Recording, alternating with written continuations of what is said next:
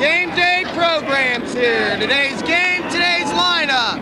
Go get your programs here. Hi once again, everybody, from a sodden Orange Bowl. It's been raining here all week long. Patriots have not won here in 18 straight games. This one is for the right to play in Super Bowl 20.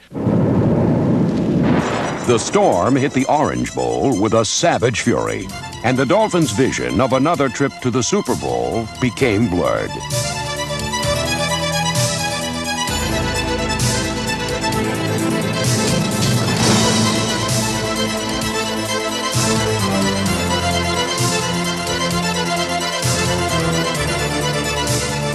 The Patriots stole Dan Marino's thunder, and ultimately, the Dolphins could not weather the challenge of the eventual AFC champions.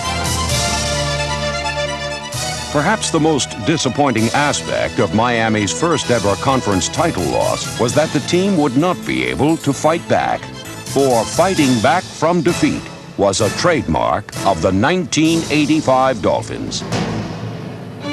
Last year, Miami won their first 11 games, but 1985 saw them lose their season opener to Houston. Even in defeat, Don Strock's efforts signaled that the Dolphins were a team that simply didn't know how to quit.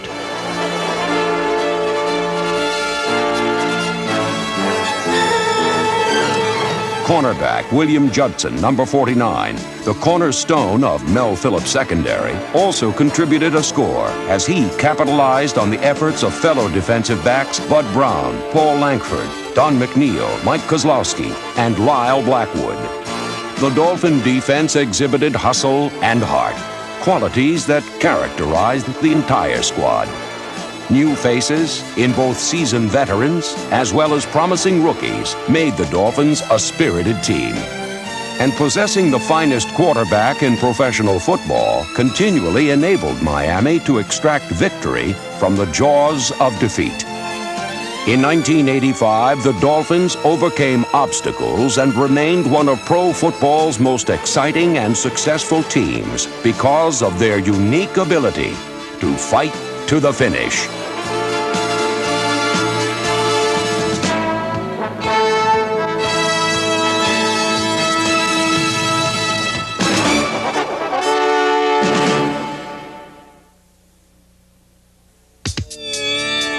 Miami shrugged off the Week 1 setback and strode confidently into their home opener against the Colts. Dan Marino's 2 touchdowns keyed the 30-13 win.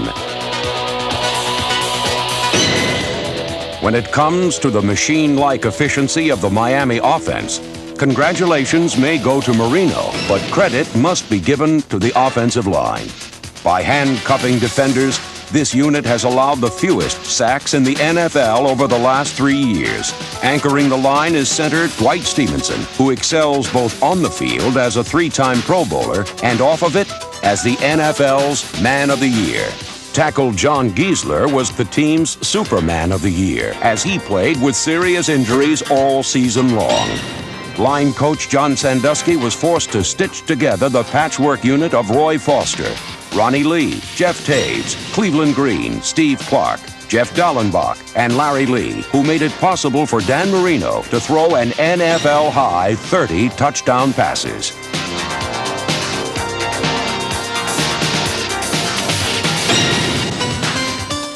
When the Dolphin linemen weren't shutting the door on pass rushers, they were opening lanes for Carl Tassett's running back corps, which featured Tony Nathan, Joe Carter, and Woody Bennett, number 34.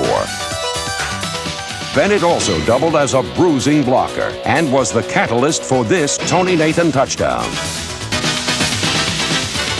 Through the first 3 weeks of the season, the line did not yield a single sack. Such consistency enabled the offense to score a club record 31 second-half points against visiting Kansas City. It was a day for firsts, as rookie Ron Davenport made his end-zone debut, while Chuck Studley's defenders recorded their first shutout in 26 games. Led by Doug Betters, number 75, and Jay Brophy, number 53, Miami put the clamps on the Chiefs. The Dolphins certainly looked good against Kansas City, and they looked even better a week later when they produced their first ever win in frigid Denver, despite a chilly reception. It was billed as a duel between Marino and Elway, but retiring defensive line coach Mike Scarry sharpened his troops and unleashed Mac Moore, George Little, Bill Barnett, and Kim Bokemper, number 58.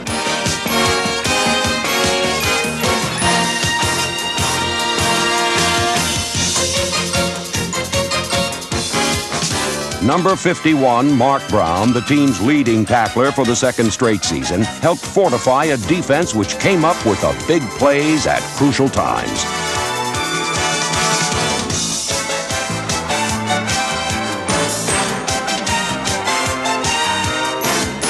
The Denver defense wasn't as successful in containing Marino, who passed for 390 yards, including this 73-yard completion to Tony Nathan, and 3 touchdowns. Third down and 6. Marino deep drop. Pass across the middle. It is caught. This is going to go. Net Moore. 69 yards. Moore got in behind Dennis Smith, the safety, and then the old man outran him. While the Dolphins eventually lost the lead, they kept their cool, and Marino delivered a blast more potent than a Rocky Mountain avalanche. 3rd and 8 from the 46. Back he goes. Looks and fires. Man open. Caught by Heflin. Shakes the tackle. 30. Down to 25. He's going to score. 10. 5. Touchdown for Vince Heflin. And that's the first touchdown in NFL for ETs. Vince Heflin's touchdown sealed Miami's victory. The following week, in a rematch of last year's AFC Championship game, rookie running back Lorenzo Hampton capped off a last-minute rally with his first pro score to give Miami a 24-20 win. After 2 consecutive come-from-behind victories, the Dolphins were finally blinded by the light in a prime-time spectacle against the Jets. A hit show that had produced 7 straight wins closed abruptly. Fortunately, a casting call had brought in 2-time Pro Bowler Hugh Green to boost Bob Matheson's linebacking core. They felt that I had added a lot to the game, and they felt, basically, hey, we're on our way, let's go, let's play, let's do a lot of different things. We got a person that we feel that can help us, that one person that we needed, and let's win. Green, number 55, immediately made his presence felt and notched 5 sacks.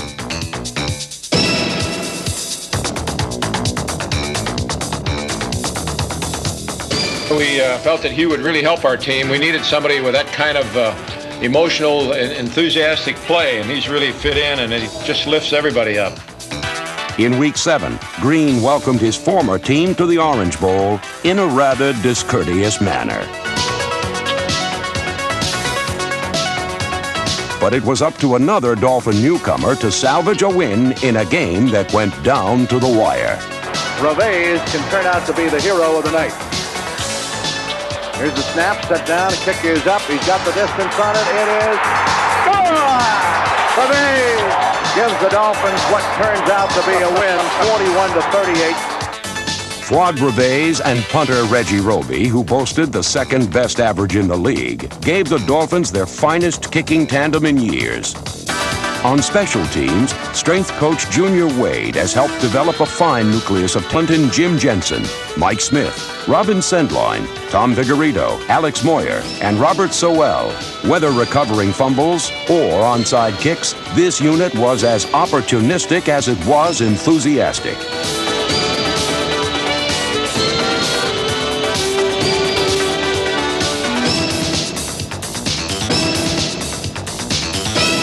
By mid-season, Miami appeared to be caught in a web of confusion. In dropping 2 straight games, a Dr. Jekyll and Mr. Hyde personality had surfaced. Against Detroit, the defense gave up 24 first-half points before Mike Charles and Bob Brzezinski, number 59, combined for a score. The following week, the Miami offense could manage only 1 touchdown as they fell to the Patriots. The Dolphins were reeling on the ropes with a 5-4 record, 3rd in the division. A team accustomed to the role of favorite found itself in a different position. To win the AFC East, it would take a fight to the finish. Facing a critical rematch with the division-leading Jets, the Dolphins did turn to a pint-sized person to provide them with the proper therapy. Mark Duper returned to the starting lineup and showed no ill effects of the broken leg which had sidelined him for 8 weeks. The old Dolphin Lightning was striking opponents once again. Marino drops straight back to throw. He's looking deep. He's got Duper down there. He's got it. 30, over the 20, 15, 10, 5. Touchdown, go. Nothing wrong with Duper. He's running with his old abandon. Really never hesitated to turn it loose today. With just over a minute remaining in the game, the Jets took the lead, but the Dolphins weren't down for the count just yet. 49 seconds, one timeout remaining. They trail by 3. All the receivers are in as they go to the shotgun once again. The whole season perhaps in balance here. Here is Marino back to throw. He's going deep. Got a man down there. He's got a touchdown! Oh-ho-ho! Mark Duper! What a great catch by Duper. Marino was back on the mark, and that signaled the turning point of the Dolphin season. Against the Jets, Duper set a club record with 217 receiving yards, and his return also paid immediate dividends for Mark Clayton, who'd been a victim of double teaming during Duper's absence. Clayton actually took enough pounding for himself and Duper. But number 83 still managed to total 70 catches for 996 yards. David Shula's receiving corps also included outstanding performances by veterans Bruce Hardy and Nat Moore, whose receptions led to a Week 11 win against the Colts. Tight end Dan Johnson's touchdown keyed the Dolphins' victory in Buffalo a week later. 2 straight victories stoked the fires for the main attraction of the season, a Monday night showdown in the Orange Bowl with the only undefeated team in pro football. Dolphin pride was on the line as Miami sought to protect its place in NFL history as the only team to produce a perfect season. Strategy was set. Forces were mobilized. The battle had begun.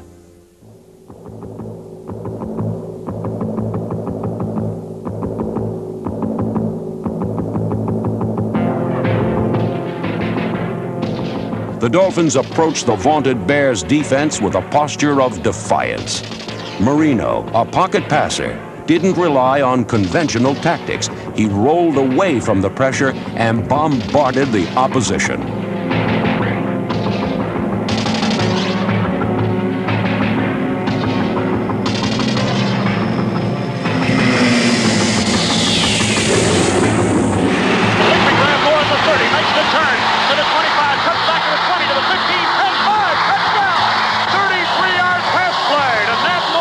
This was the Dolphins' most complete game of the season. Offense, defense, and special teams operated at peak efficiency. Miami trapped Bear quarterbacks a season-high 6 times, with Mike Charles, the team sack leader, spearheading the attack.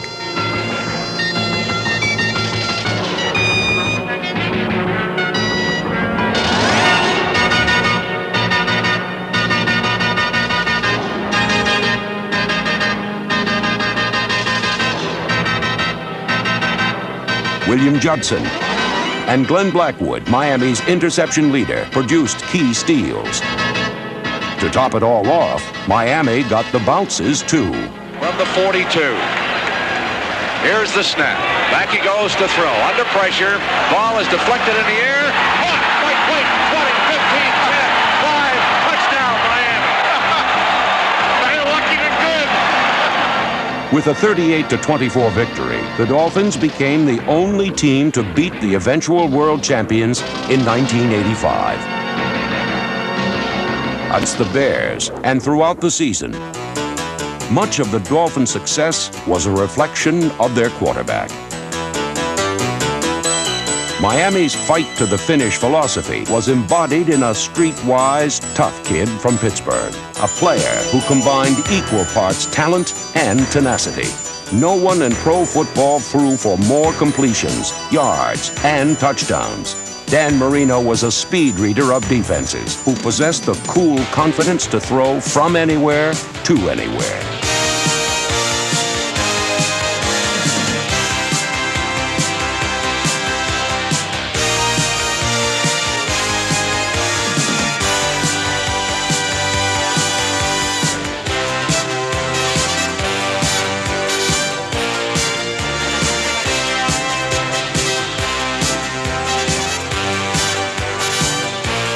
The thing that makes him as good as he has that uncanny ability to feel pressure and know when to get rid of the ball. He doesn't have to see where the linemen are coming from. He feels where they're coming from. And so just about the time you think you're going to get to him, he lets the ball go.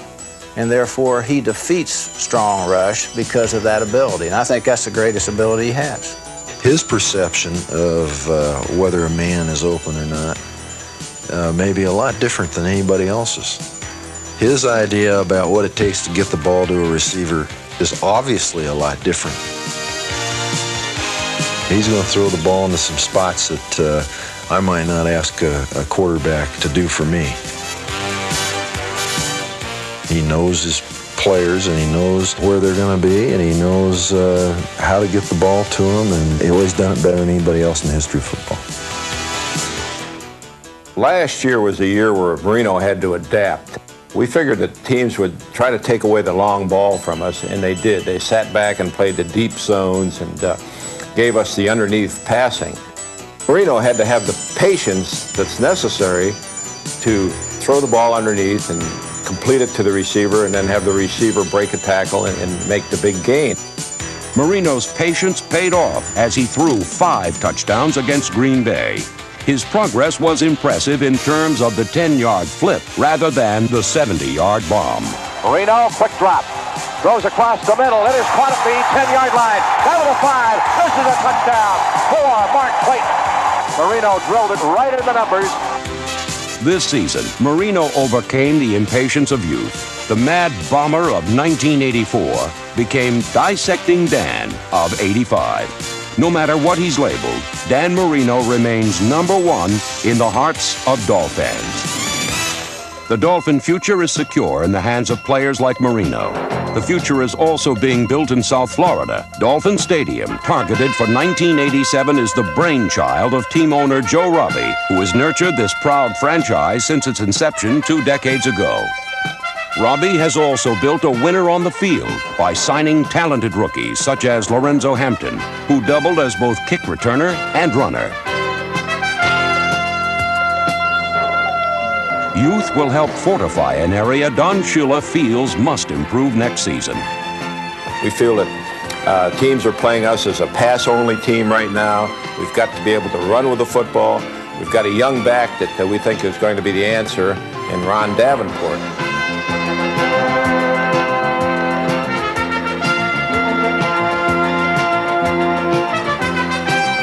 Davenport scored a Dolphin rookie record 13 touchdowns.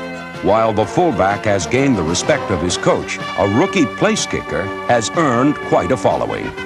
Fuad Reve's clutch kick against New England in Week 15 enabled Miami to win a crucial fight down the home stretch. In the season finale against Buffalo, the Dolphin defense delivered an inspirational performance. Paced by number 50, Jackie Shipp's interception, the Dolphins repeatedly repelled the Bills. 2 yards to go for a score. That shutout is in jeopardy. Everybody sets in tight. Again, the eye with Smith in front of Cribbs. And here's a give off to Cribbs. Hurdles. No, he didn't make it. Dolphins stop him. Great goal line stand at the 1 yard line. He did not even get The 28-0 victory over Buffalo wasn't much of a battle. Little did the Dolphins know that the fight of their season still lay ahead. high once again, everybody. This is Rick Weaver from the Orange Bowl in Miami and the climax of another highly successful season for Don Shula. Perhaps his greatest coaching job since he's been here in Miami, taking a team that had a lot of holdout problems at the beginning of the year, umpteen injuries throughout the season. He's lost people in the offensive line and on the defense, but yet has come back and molded another AFC Eastern Division champion.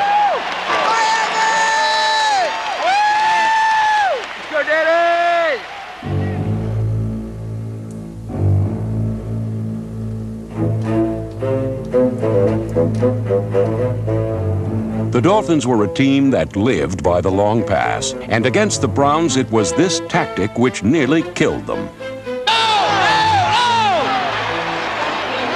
Better luck next time. This game was supposed to be a cakewalk for Miami, but it threatened to become a blowout by Cleveland. By the third quarter, the Dolphins were on the short end of a 21-3 score. Only one team in playoff history had rebounded from a greater deficit. With renewed determination and the confidence that no lead was insurmountable, Dan Marino directed the Dolphins on the long road back. DD! 6 points! DD! DD! Come on, DD!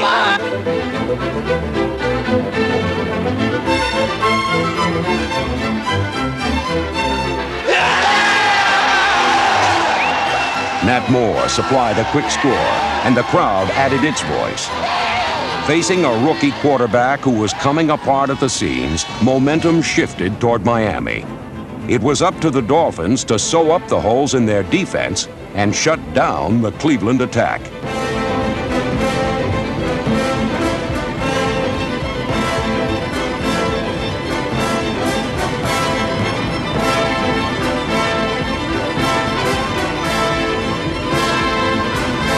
Miami had withstood the Browns' best punches. Now, they proceeded to land telling blows of their own. On second down and 3, Davenport finds a hole. He's got room. He's out of the 25, the 20. He's going to score. And the Dolphins are right back in it. Third and goal at the 1-foot line. Here's a give off. Davenport. He's into the end zone for the touchdown. Miami's 24-21 win was the second greatest comeback in playoff history. 1985 was a year in which victory did not come easily, but the Miami Dolphins captured another AFC East crown and remained among the NFL elite because of their indomitable will to fight to the finish.